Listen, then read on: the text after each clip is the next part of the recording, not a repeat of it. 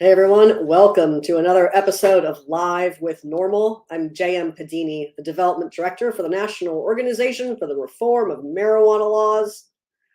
It's Friday, September 8th, 2023. So glad we're all here together. I hope you've got your burning questions ready because I can't wait to answer them. Hey, take a quick second. You guys already beat me to it. Take a quick second and hit that like, follow, and subscribe button and drop a note in the comments. Let me know where you're watching from. I love to see where you all are. Hey, Jason, you were first. Hello to you in Minneapolis. Hello, high man being. Indeed, let's get it.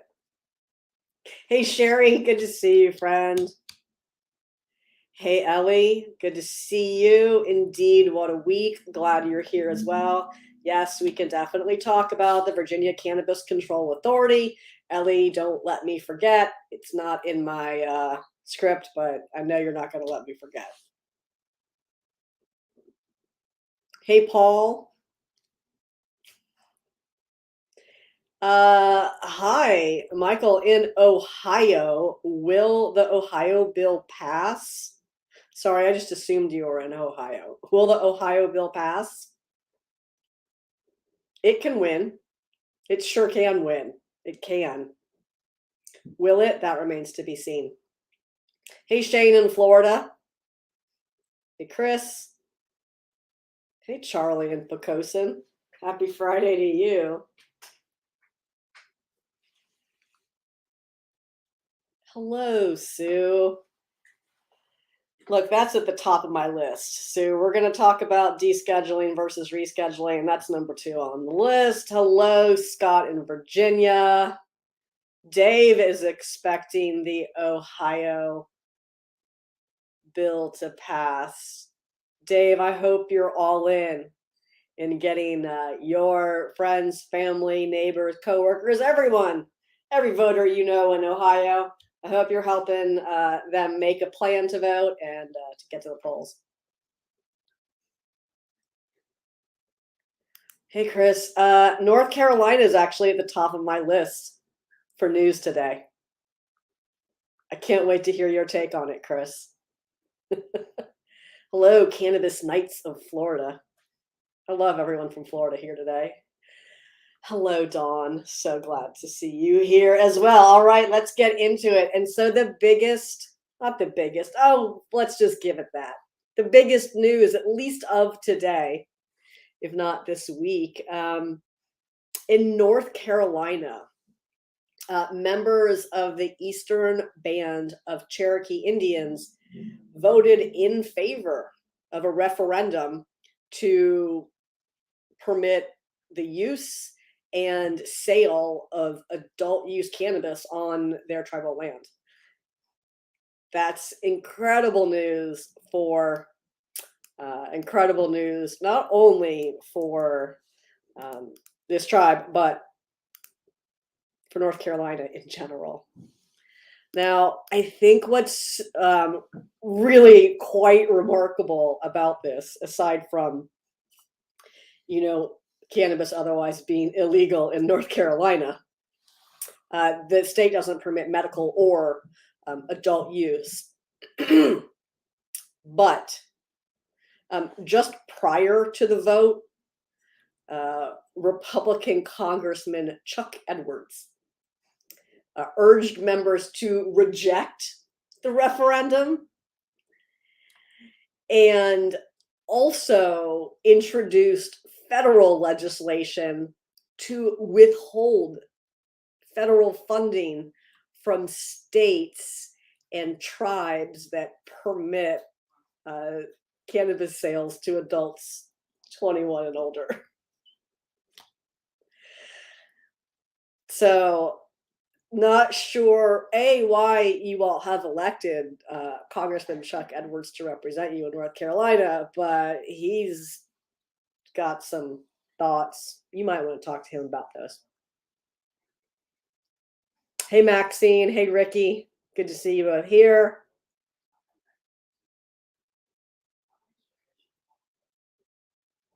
Oh, hey, Chris. Chris is in North Carolina. Chris says, as far as the reservation legalizing, that's awesome. He thinks that what it's going to do is put more pressure on the people who live in the area and the surrounding area. Let's see what happens. You see what kind of pressure what kind of feelings that gave Congressman Edwards.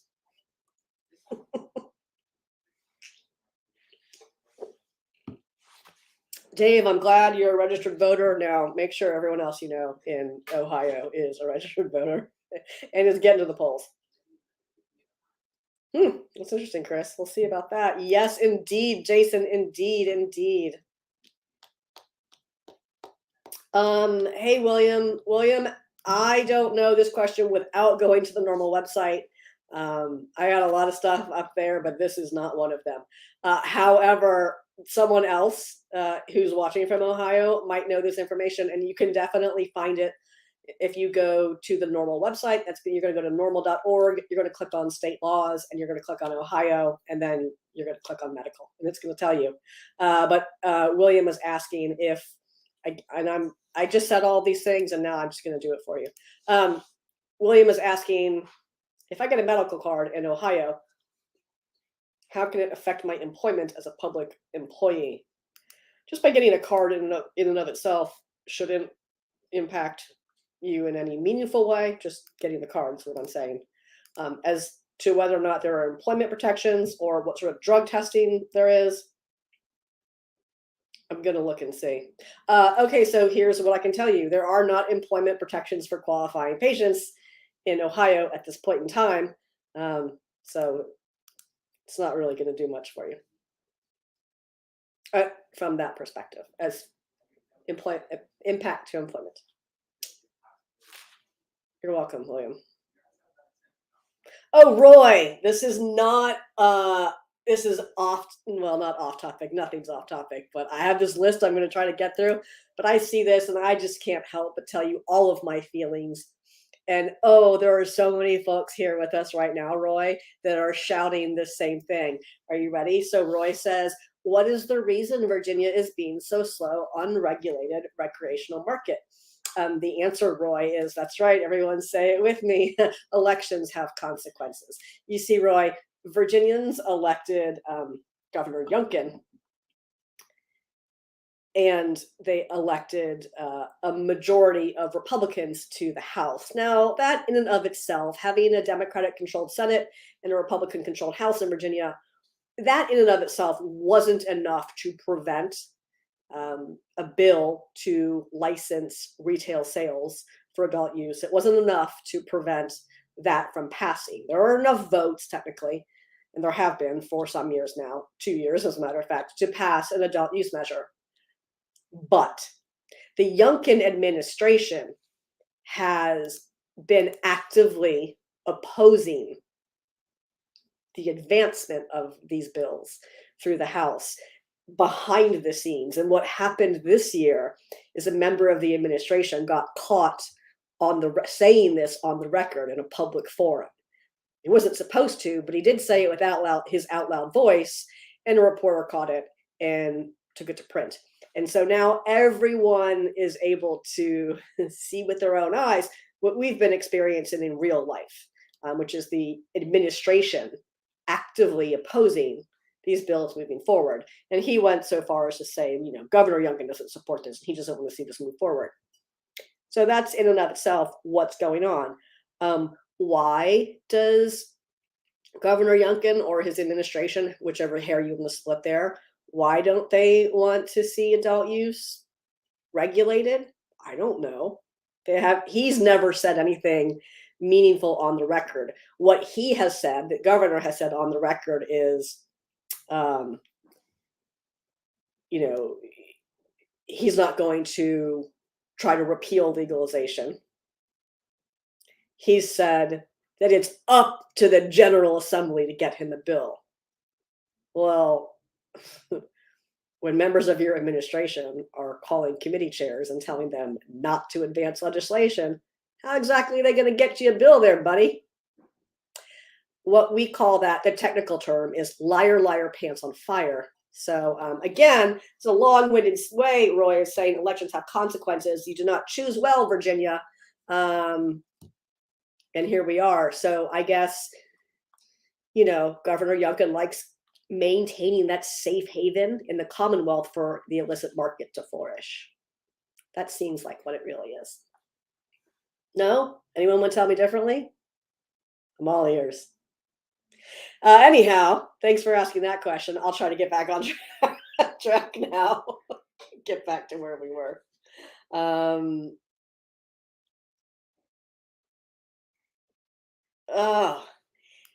Andrea says, I can totally see North Carolina state troopers camping out just outside of the reservation. Gosh, I hope that's not what happens, Andrea, but we'll be watching. Look at that. There was Sue right away with the comment. Yes, that was in fact the reason. Oh, all right, Kurt. So someone else asked this, and I think I'll get your question, and that'll segue us nicely into a really important piece that we published this week, authored by NORML Deputy Director Paul Armentano, who's been doing this work for many decades, over a quarter of a century. Paul has been writing on cannabis policy, and he published a piece this week called "Rescheduling Marijuana is Not Enough," because it's not. And he outlines 3 important reasons in this piece. Oh wait, I gotta do my job here. I forgot. Everything's the job. Stick that up there. All right, so Curtis, here comes the article. You can click on that and read it. Sorry, I gave you the wrong one. I mean, it's gonna tell you some things also. We'll just pretend that this is what I meant to tell you. All right, so Curtis is saying, if marijuana were Schedule III, does that mean that we're all patients? No, it doesn't. doesn't mean anything. Really. One of our kids used to say, that doesn't mean anything. And that's all I really want to shout when I see this. Okay, so here's the thing. Cannabis has to be descheduled. Now, is this fantastic that the Department of Health and Human Services is like, oh, hey, we don't think marijuana belongs in Schedule 1? Yes, that in and of itself is fantastic. Let's all high five that a federal agency believes that, like the president. Great. But let's set that aside and let's talk about why cannabis has to be descheduled, not rescheduled. First, reclassifying cannabis to a lower schedule, so moving it from Schedule 1 to 2 to 3 to anything else, anything within the Controlled Substances Act, the federal level, continues to misrepresent the plant's safety relative to other substances, other controlled substances in the CSA, like anabolic steroids and ketamine. Those are both Schedule 3, or benzodiazepines, which is Schedule 4, or even unscheduled substances like alcohol and tobacco.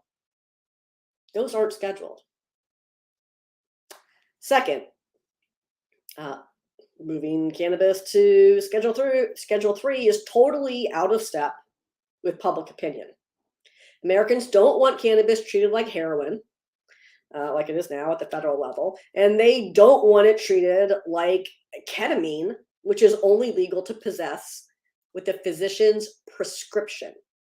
We don't prescribe cannabis in the United States right now. Everyone says, oh, I got my marijuana prescription. You didn't. You got a recommendation, get a certification, but it is not prescribed because it's a Schedule 1 drug. If it were a Schedule 3 drug and magically the FDA began regulating plants, you got to suspend that for a minute to even have these conversations. It would only be available by physician's prescription. Third, and most importantly, this change does little, if nothing, to address the widening divide between state legal marijuana laws and federal law. So every state law right now that is in conflict with federal law would remain in conflict with federal law if the administration reclassified cannabis as a Schedule 3. So all of the adult use states, all of the legalization laws, those would still be in conflict with federal law. All of the medical programs still would be in conflict with federal law. And in fact, very, very few states' medical cannabis programs are pharmacy models. Cannabis isn't being dispensed in pharmacies, technical pharmacies, except in very few states. And it's not being done so as an FDA regulated prescription medication. So, and now let's not even get on that dead horse about studies, making it easier to study. There are cannabis specific restrictions that rescheduling would not in and of itself redress. Anyhow, put all this together. NORML has long called for descheduling. That is why we continue to do so. Cannabis has to be removed from the Controlled Substances Act altogether, thereby providing state governments, rather than the federal government, the ability to regulate marijuana as they see fit, as most states are already doing, but then doing so without violating federal law. Thank you for asking, Curtis. Does it mean that we oppose incremental progress? We're saying at NORML, this isn't the supreme victory that people are high-fiving themselves and falling over themselves to celebrate. It doesn't do what you think it does. Not you personally, but you know what I mean. Okay. Hey, Marquez in Texas. Good to see you.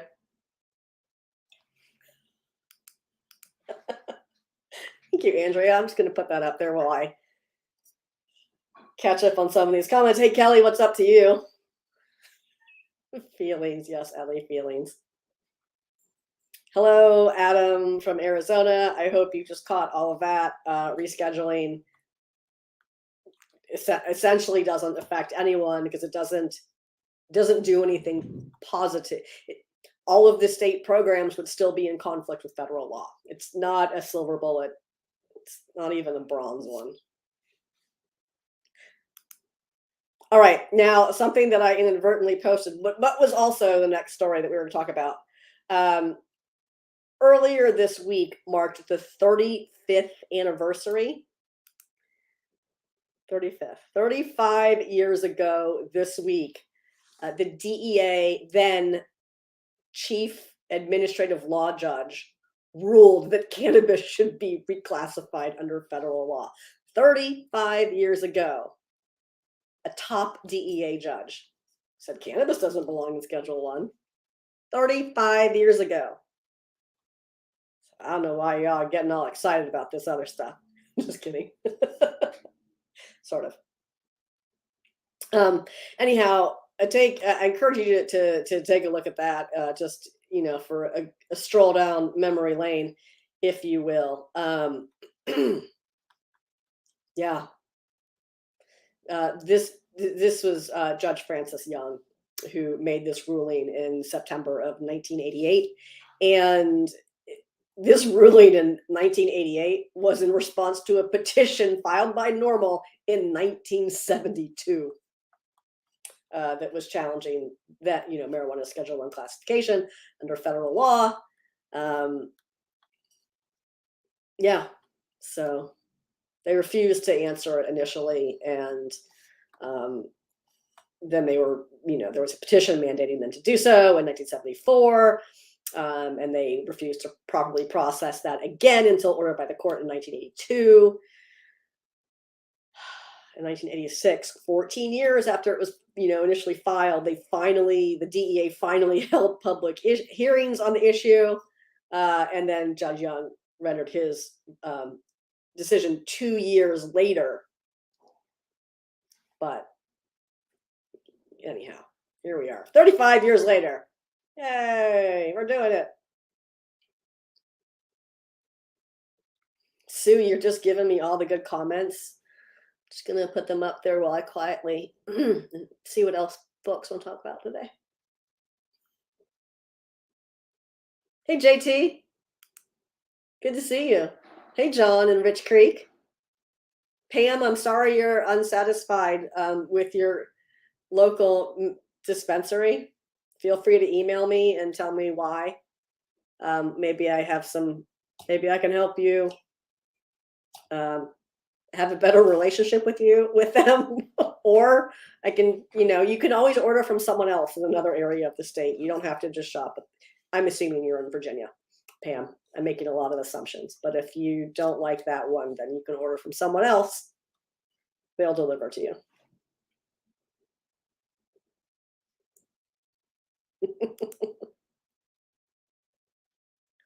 Yes, Rick. Hello. Yes. Remember, Virginia, your entire General Assembly is up for election in November.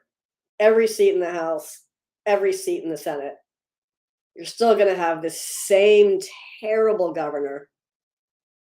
You're still going to have the same lieutenant governor that thinks people are dropping dead left and right from fentanyl-laced marijuana in Virginia. They're not anywhere in the country.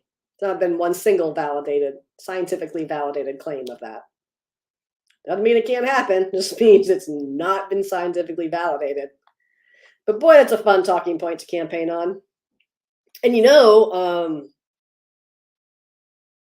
lieutenant governor or other members of the legislature who've recently clung to such bizarre claims, if you are concerned about contaminated products, then I hope you are first in line to support your Republican colleagues' bills to legalize and regulate adult use in the Commonwealth. Not gonna hold my breath. Sherry, thank you for, yes, Richard, that was Francis Young. Sherry, thank you for that reminder. That is on my list of events to talk about. There were just so many newses to talk about this. Pam, I know there are no other dispensaries in Northern Virginia, but other dispensaries will deliver to you up there. You can shoot us an email at info@virginianormal.org, and I can point you in that direction if you need help. But listen, as Sherry is mentioning, they are very graciously hosting a fundraiser, a tattoo fundraiser at Insanity in Leesburg, Virginia on October 7th from 12 to 7 p.m. They will have specially priced cannabis tattoo flash available for you there. This guy will be there with cool NORML swag that you can donate and go home with. So yeah, everyone come see us. And you know what? Since we're talking about it, I'm going to do my best to put that in the comments. So there it is. There we go. Thanks for that reminder, Sherry. And I have no doubt that Sherry is going to have at least one of these available for you. At least one. Like you could auction it, Sherry. Gotta have at least one more.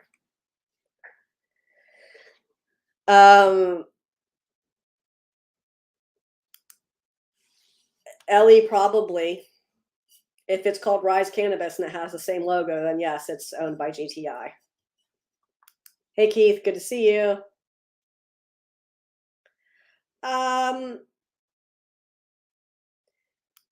it's not even that the governor would veto it. It doesn't even have to get that way. The way the administration and the Republican caucus are in lockstep, they don't let it get that far. What they do is say, we're not doing this. And then the Republican caucus says, okay, we're not doing this. And even when it's their own bills, they say, well, we're not doing this. So, right, Andrea. Oh yeah, I don't know what that is, but you're gonna get blocked. So do that somewhere else. How are we gonna get out the vote, Ellie? I don't know. I hope you're sharing Smoke the Vote with everyone. That's vote.normal.org in case you're heading to the polls and you need to know what's on your ballot and how to vote for those people. Hello, Mike in Anaheim.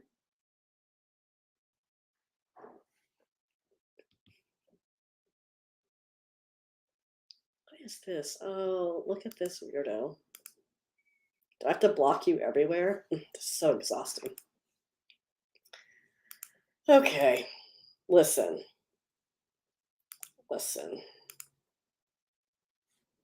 Sorry for all the spammy clowns. We're just that popular. What can I say?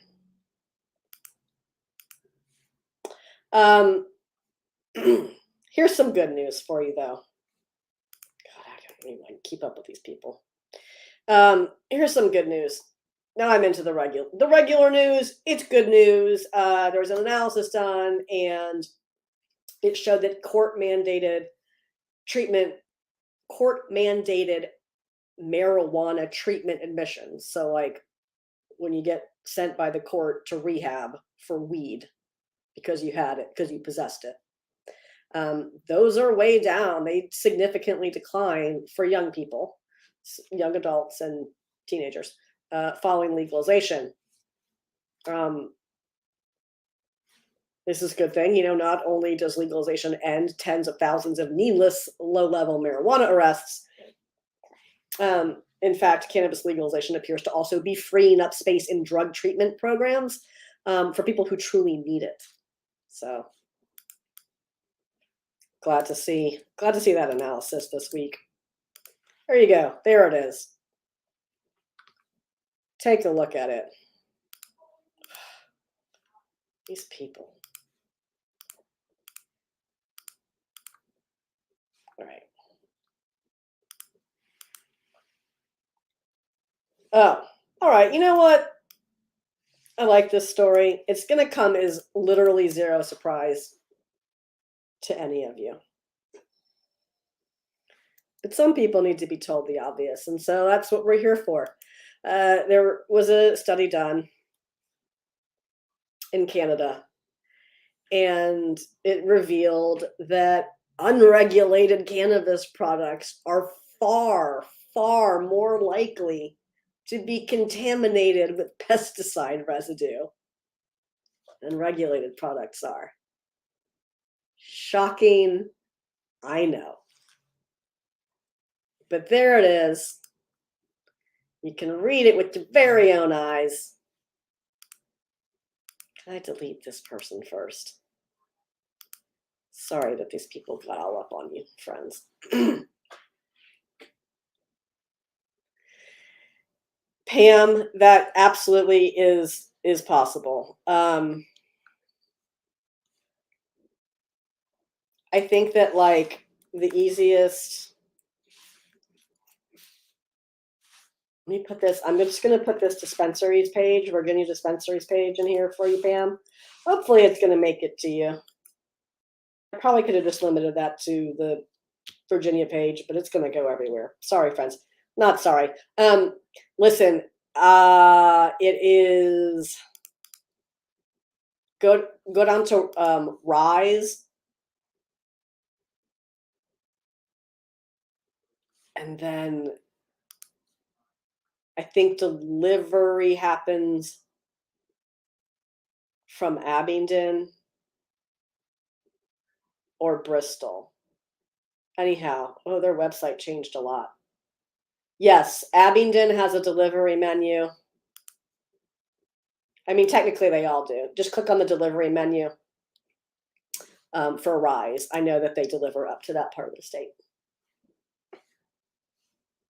And they're very nice people.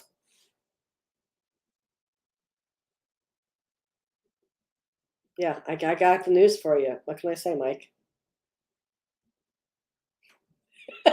Charlie, that's funny. Ugh, John, that sounds terrible. John said got sent to mental health for 10 weeks for weed in the 90s and it was a joke. I bet. Yikes.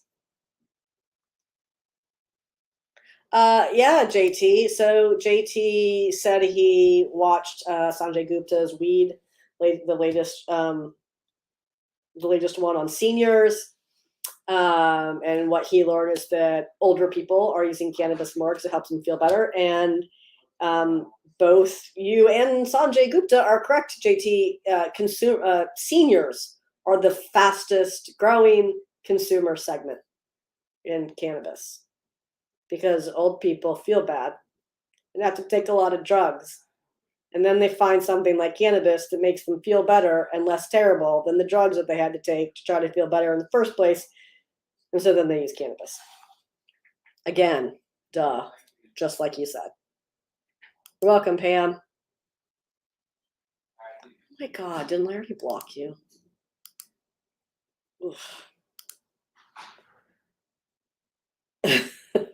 God.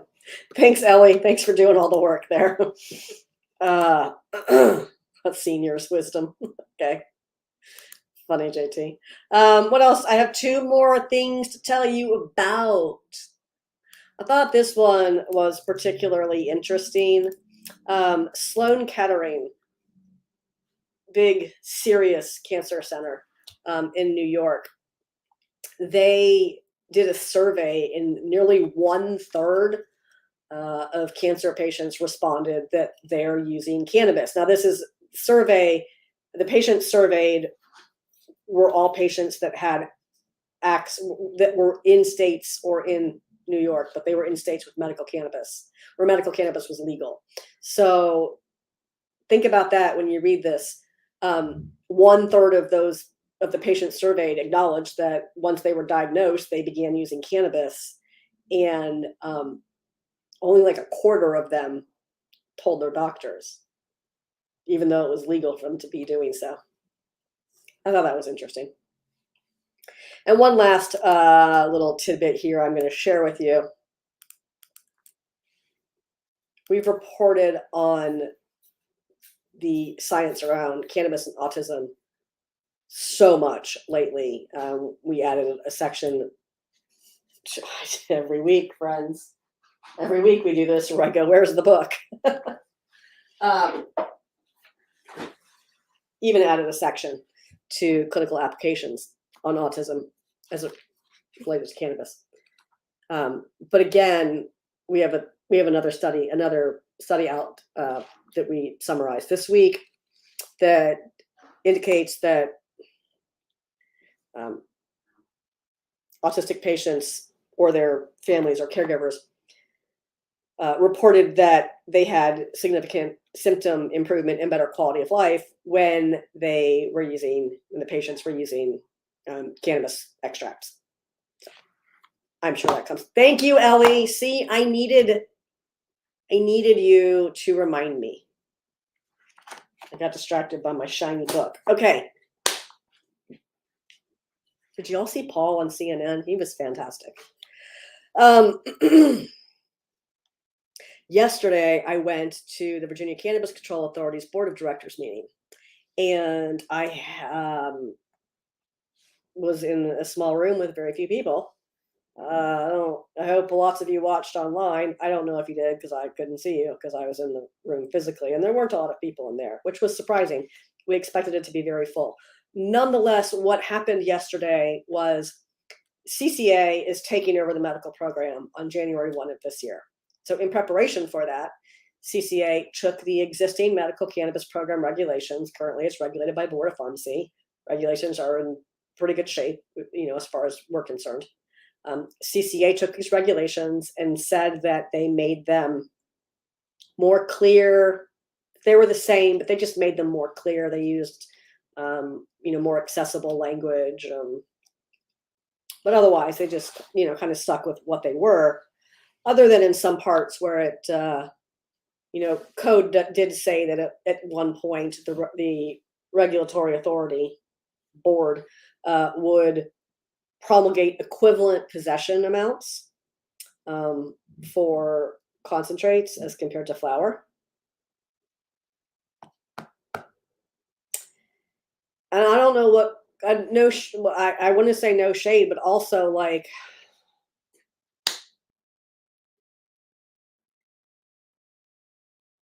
they put together these draft regulations and then just voted to adopt them.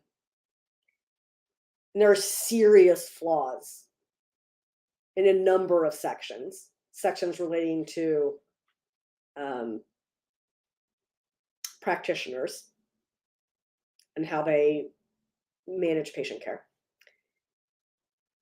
Serious flaws in the equivalent possession limits. Serious flaws because they do not comport with state law. It is unclear if they are trying to say, if these regulations are trying to dictate what may be dispensed to a patient at one time, on one day, over 90 days, over 30 days, or if it's trying to dictate what one may possess in public and private. It's very unclear. And frankly, the math that they used, they started with, well, if 1 ounce of cannabis is equivalent of, equates to 500 milligrams of THC, then this is what we believe an equivalent amount of concentrate is, or an equivalent amount of edible is. And those are the only 3 categories that they even thought to consider: flower, edible, concentrate. Which I guess at like surface level was kind of true, but it's just, these regulations have been adopted and they're supposed to take effect on January 1. The good news is that in Virginia, state law supersedes regulation. Laws trump regs. You hear us say that all the time. It's unclear still. This just happened yesterday afternoon. It's unclear what the intent of these regulations are, if it's to greatly restrict the amount of medical cannabis that a patient can purchase, which is what it looks like. Anyhow, rest assured, we're working to find these answers to see if we can find a solution without having to legislate one, which is what we will do if we aren't able to find a solution prior to these regulations taking effect, if they are in fact as detrimental as we currently believe them to be. Thank you, Dawn. I'm trying to keep it together. You should feel free to contact CCA in the meantime. You can find the regulations that were adopted on their website. If you go to events, you should be able to find them there. If not, you can go to the Virginia NORML Facebook page. At the top of the page is a link to the draft regulations. Read them. Go to the bottom of page 15 and the top of page 16. I think it's also particularly interesting that these draft regulations say a patient may possess no more than 1 ounce of botanical cannabis. State law says a patient may be dispensed 4 ounces every 30 days. So I'm not even certain what it's supposed to mean by saying a patient may possess 1 ounce. State law says you may possess 4 ounces. Anyhow, Hate Tree in North Carolina. Correct, Ellie. Ellie said I, as a patient, was never told what a 90-day supply was. Now, Ellie, each processor in Virginia has sort of a general set of rules for what they generally deem to be a 90-day supply for a patient. But again, the point is that you as a patient are seeing a pharmacist who's a healthcare provider who is far better positioned to help you, a patient who's been referred by a physician, to make these choices than a bureaucrat or an elected official is, who doesn't know you and isn't a healthcare provider. It's almost like in Virginia, we thought, let's let healthcare providers practice medicine instead of politicians and bureaucrats.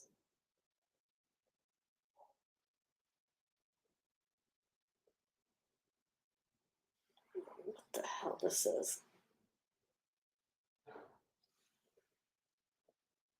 Okay. That's a lot. Hello, silent type in Colorado. Ellie, you're so nice. Thank you. Okay, that's wild. I can't with all that. Well, that was so much news, and we did it so quickly, friends. I'm so impressed. Hey, I want to tell you about a couple of events coming up. I already told you about the Insanity Tattoo fundraiser that Sherry is hosting for us in Leesburg, Virginia on October 7th. Hope to see you all there. Our good friends at South Carolina NORML, they do a weekly live stream on YouTube. I know some of you are watching us on YouTube right now. I'm gonna drop this in the comments for all of you to see, but South Carolina does their weekly live stream every Wednesday at 7 p.m. Eastern time. You can watch that on their YouTube. Coming up, September. I've been saying coming up in September. Hey, in 2 weeks, can't even believe that. In 2 weeks, Virginia NORML will be at Virginia Pride Fest. I know Pride is in June. I know. But we have Virginia Pride in September here. Because we do. Great. Anyhow, I'll be there, obviously, with so much super fun swag, that you can't wait to see. Donate to Virginia NORML, get super cool swag, high five, get a sticker, whatever. I do have stickers, especially for that event. And that's where you can get them, is at Virginia Pride. These are coming out green stickers. These are some super cool holographic versions by Sticker Mule. Thanks, Sticker Mule. So come see us at Pride Fest on Browns Island, September 23rd. That's in just over 2 weeks. We'll be there all day from 12 to 7. One more thing to tell you about, and I know you all love hearing about every week, is the NORML Key West Legal Seminar. Who wants to come hang out in Key West? I thought so. You should. You can. Let's do that. Even if you aren't an attorney, it's still a great way to learn from leading cannabis legal experts as we work our way from prohibition to cannabis freedom, and to, hang out with old friends and make some new ones in beautiful Key West, Virginia at the Pier House Resort and Spa. You can find out everything you need to know about that at norml.org/Key West.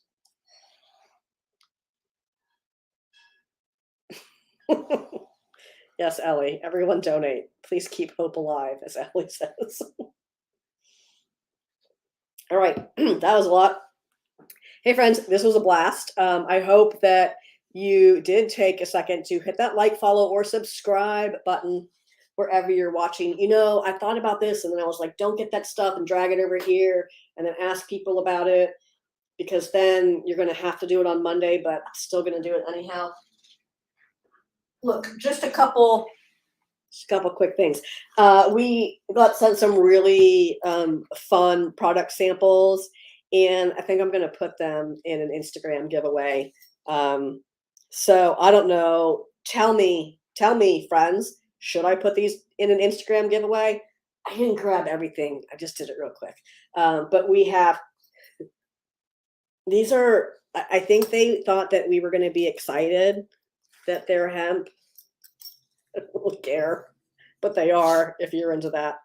Ooh, what's in here? Oh, okay.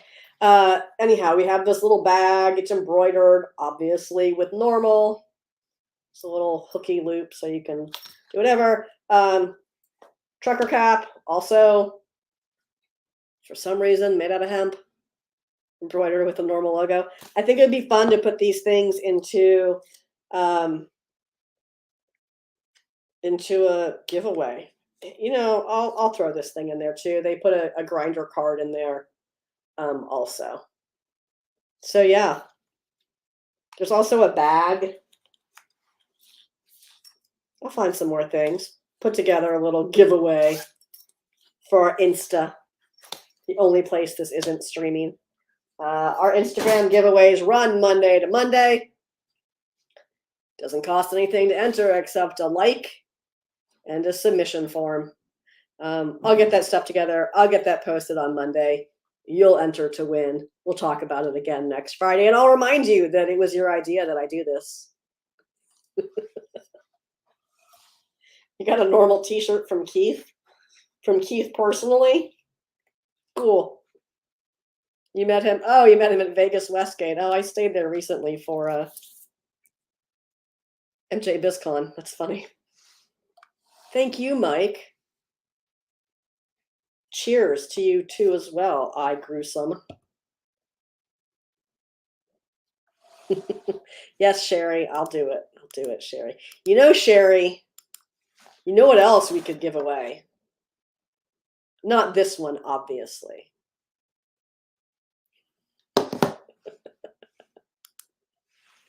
Thanks, Cannabis Nights of Florida, for joining us. Appreciate seeing you here. I appreciate all of you hanging out and having a blast every Friday afternoon with us here at Live with NORML. Make sure you hit that like, follow, or subscribe button wherever you're watching so you never miss when NORML goes live. We try to do it every week. Hey, this has been a blast. I hope y'all have a great weekend. I hope to see you back here next time. And as always, thanks so much for watching. Bye-bye.